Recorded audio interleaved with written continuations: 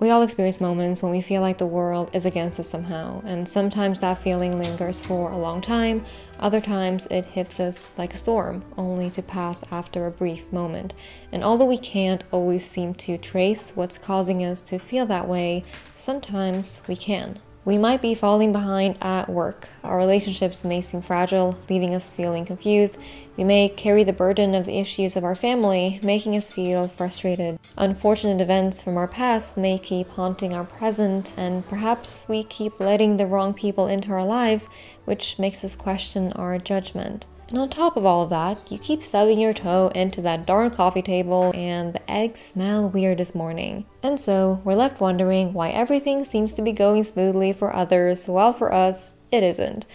I thought I had signed up for the life that always goes smoothly with no issues. I would like a refund, please.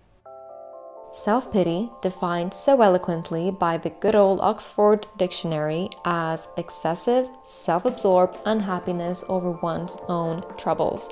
Not very sexy, is it? In fact, deeply unattractive, which I think is one of the reasons why we don't really like talking about it. No one wants to recognize or admit to themselves or to anyone else that they'll occasionally curl up in bed, feeling deeply sorry for themselves. Now, why even bother having this conversation? So, besides the joy that I find in tackling somewhat uncomfortable topics, such as this one, I think it's important to shed some light on it so that we can learn to recognize this behavior both in ourselves and in others, because I know from personal experience how destructive self-pity can be, and I'm going to share a bit of a personal story on that later in the video. Now, this conversation is in no way an attempt to address depression or any other mental illness. I'm simply going to share my personal thoughts on the occasional self-pity that most people experience at some point, based on my experiences and what I have read on this topic. And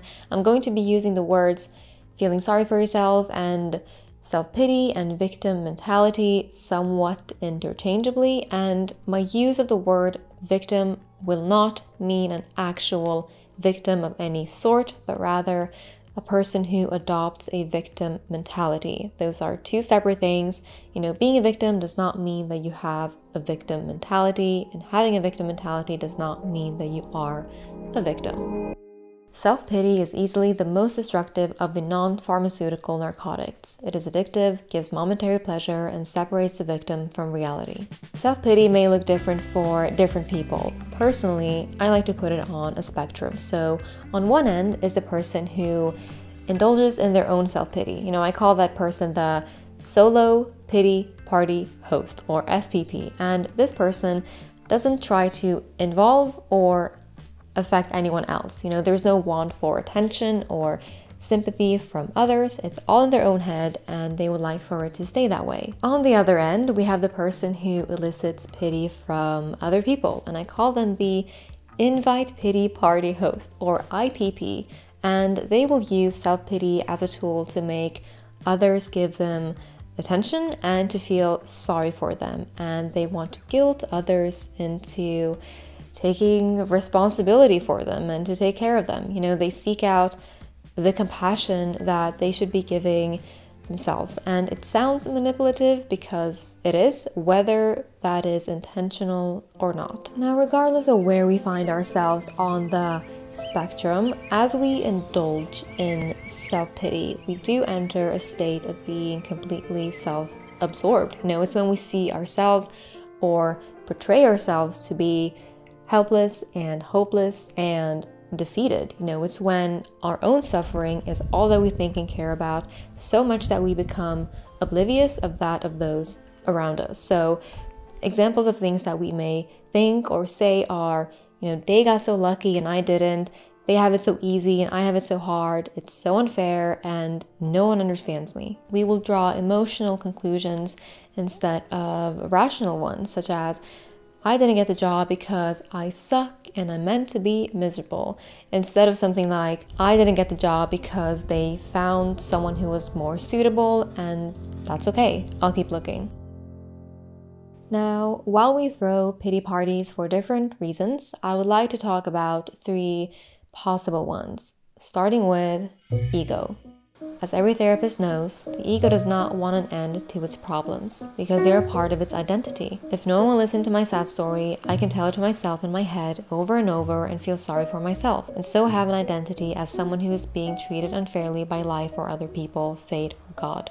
It gives definition to my self-image, makes me into someone, and that is all that matters to the ego. We generally don't really care for problem-free people, and the lack of a better word to describe people who are, or at least seem to be, free of troubles and hardships. We may even resent them for it. And many people fear blending into the masses. We want to have a story worth telling, and stories like that often entail some kind of suffering. It sells, and not only sells in the literal sense, but it makes us seem more interesting when we are out there in the world, because a person who seems like a victim is considered worthy of attention and comfort and care, unlike someone who has it easy or seems to have it easy. Now, sometimes we hold on to our self-inclined victim narrative, not because we necessarily seek comfort from others, but because we fear what we'll be left with if we let go of it. Without all the drama and complaining and problems, who will I be? We all say that we want peace and serenity, but do we really, or is part of us afraid that life will be boring and uninspiring? To avoid personal responsibility and action. And this is where I get into my personal story. So once upon a time, a pity party thrower was a big part of my life, and this person had created this narrative for themselves where everything bad in life was to blame on someone else, on circumstance or on life itself. And they had taken the passenger seat of their own life and hence let go of any personal accountability. They had the attitude of, well, the reason that my life is the way that it is because I have bad luck and life just never works out in my favor. And so I was made to feel like I needed to help them make their situation better, but my offer to help was met with resistance and empty promises. They were hosting an invite pity party and I attended because I didn't know better at the time. But truthfully, a pity party isn't over until the host says it is. So you, as the guest, are powerless. And so I learned an important lesson to never take it upon me to try and help someone who doesn't truly want to be helped. Self-pity as a defense mechanism. When we indulge in self-pity, we gain a sense of control over our own suffering, which can be comforting. Judging ourselves first before someone else gets a chance to can make us feel protected from the outside world and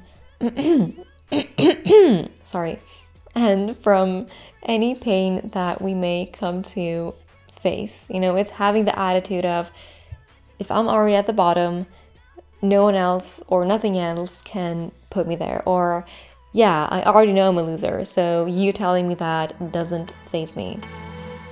Now, you may be listening to this thinking, well, I do have pain and I do face hardships, and am I not allowed to feel it or talk about it? Is it not valid? Will people think that I'm hosting a pity party?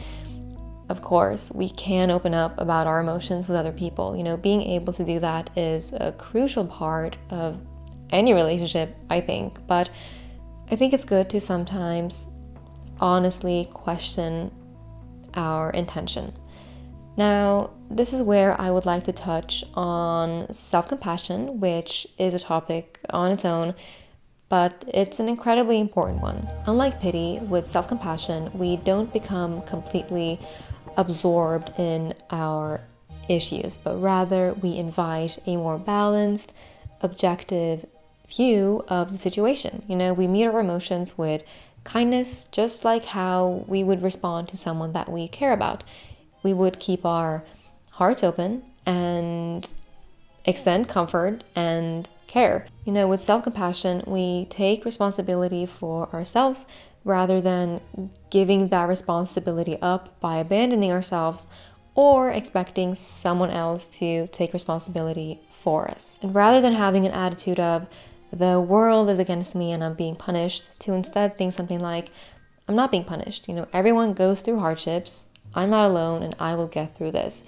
And I think ideally, this is how most of us would want our default go-to attitude to be like. But we shouldn't be too hard on ourselves. After all, humans do have a negativity bias, and having a paper perfect response in all situations can be difficult. We all have moments when we don't want to be rational, when we don't really want to do the best right thing, when all we do in fact want to do is to curl up in bed, left to our misery for a moment, and that's okay. The key word here is for a moment. Host your pity party, cry to a song or two or 10, but know when it's time to leave.